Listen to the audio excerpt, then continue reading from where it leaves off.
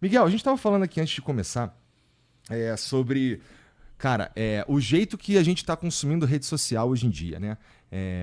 Scrollando loucamente para cima e perdendo algumas habilidades, como, por exemplo, você estava falando que as pessoas não leem mais poesia, né?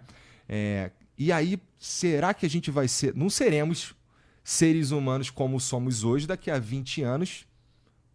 Provavelmente, sei lá, que eu tô chutando, tá? Tu é bom em falar disso também aqui. Vamos falar um pouco mais sobre o teu livro aqui, que acontece em 2036, não é isso? Isso.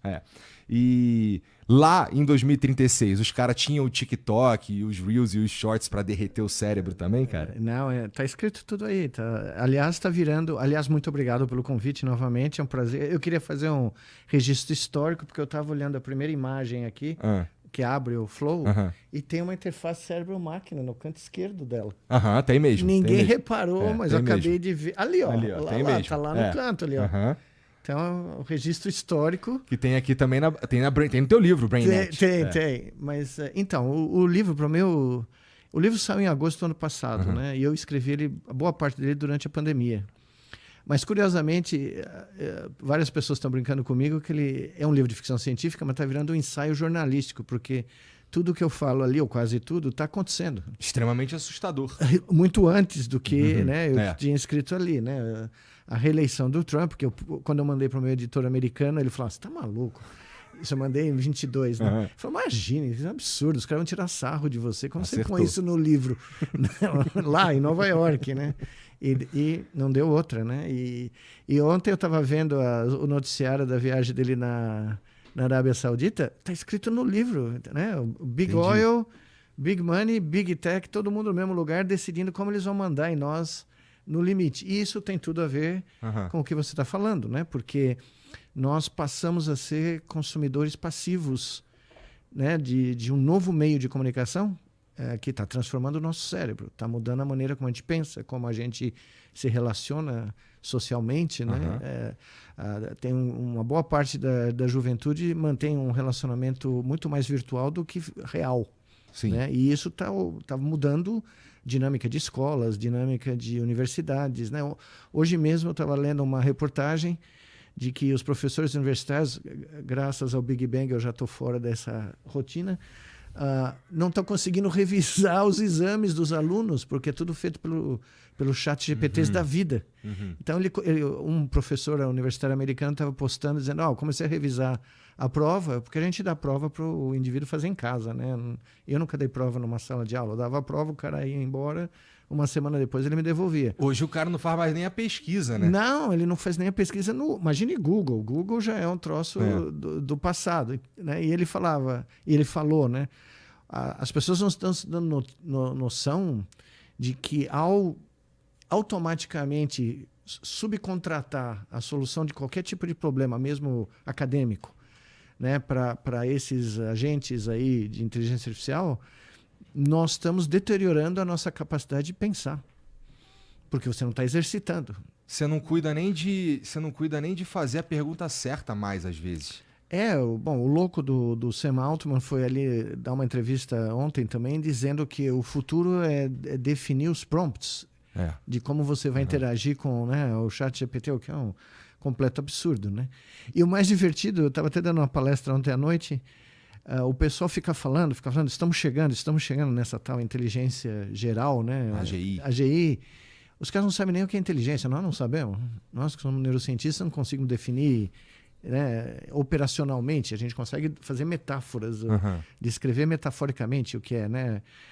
Mas uma coisa absolutamente chocante é que nesse processo de perder a agência é tudo que você faz por você mesmo, né? Quando os nossos antepassados saíam correndo para caçar, eles tinham que desenvolver essa agência, eles tinham que mapear o espaço. Conjunto de habilidades. Eles tinham que saber a estação do tempo, qual era a espécie de animal que era mais frequente, onde encontrar. Né? Isso tudo foi que moldou o nosso cérebro. Inclusive, eu estou terminando um estudo com pacientes paraplégicos na China, onde a gente reproduziu os nossos achados lá da Copa do Mundo, né? Os caras saíram andando. E o que eu notei é que eu não tinha pensado que esse é o resultado, né, fundamental, mas com esse estudo, nós descobrimos, ou estamos sugerindo, que o movimento corporal é o fator mais importante de saúde mental. É o fator mais fundamental para você manter o volume normal do seu cérebro. Isso é muito interessante, porque assim, funciona com aquele argumento de que, pô, não tem contraindicação para ir para academia, para musculação, para se movimentar, para envelhecer com qualidade, tudo mais. E não precisa ser nada do outro mundo, não precisa sair levantando 200 toneladas de peso. Por exemplo, aquele grupo religioso na Pensilvânia, os Amishes, né? Que eu conheci porque eu morei lá na Filadélfia. Esses caras, pra você ter uma ideia... Tu conheceu em que nível? Tu tava no meio? Não, eu fui lá porque eles fazem o melhor pretzel do mundo, é feito pelos Amishes. Então, eu tinha que ir lá comer o pretzel dos caras. E levei meus filhos. Tudo. E eles fizeram um estudo com os caras, e os caras andam 18 mil passos por dia. Eles não param. E eles também, eles não são os eles não têm demência, eles não têm... Os índices de Alzheimer muito menor, os índices de doenças neurodegenerativas muito menor. Eles comem muito mais saudavelmente, porque eles que fazem a própria comida, né? Eles são uma comunidade fechada, né? Eles autossuficientes. E o contato com tecnologias? Mínimo. Eles constroem coisas o tempo inteiro, porque eles fazem tudo, né? Eles criam toda a sorte de animais, então eles têm que criar toda a infraestrutura, são eles que fazem. Então, esses estudos estão mostrando, e isso que eu comentei ontem à noite, que, por incrível que pareça, a solução de uma série de problemas de saúde mental, por exemplo, que nós temos, porque, por exemplo, abrindo parênteses, esses parênteses paraplégicos nós achamos uma atrofia cortical. Uma redução do volume de certas áreas, se você tem isso durante muito tempo, né? A solução é voltar para o modo de vida natural, ou pelo menos uma porção do modo de vida natural que nós tínhamos. Nossa, é muito interessante. Porque o nosso cérebro foi moldado para viver daquele jeito, né?